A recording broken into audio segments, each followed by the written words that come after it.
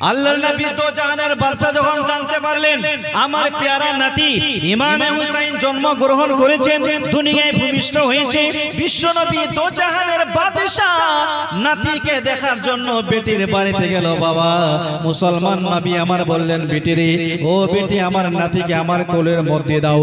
আল্লাহর নবী তো জাহানের বাদশা ইমামে হুসাইনকে নিয়ে চুমু খেতে আরম্ভ করলো।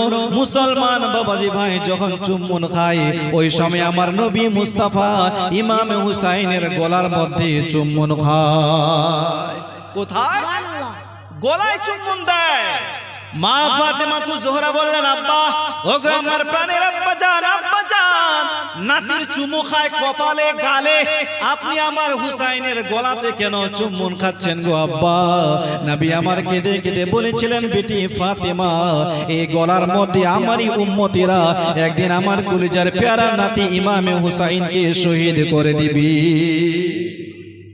আমারই উম্মতেরা আমার প্যারা নাতি ইমামে হুসাইনকে শহীদ করবে, এই জায়গাতে খঞ্জর চালাবে। তাই আমি নবী মুস্তাফা গলাতে চুম্বন খাচ্ছি। জোরে বলুন সুবহানাল্লাহ। মা ফাতেমা তু জোহরা বলেন, আব্বা, ওই সময় কি আমি থাকবো না? ওই সময় কি আমার স্বামী আলী থাকবে না? ওই সময় কি আপনি থাকবেন না? নবী আমার বললেন, বেটি, ওই সময় তুমিও থাকবে না, তোমার স্বামী হযরত আলীও থাকবে না, আমি রাসূলুল্লাহও থাকবো না।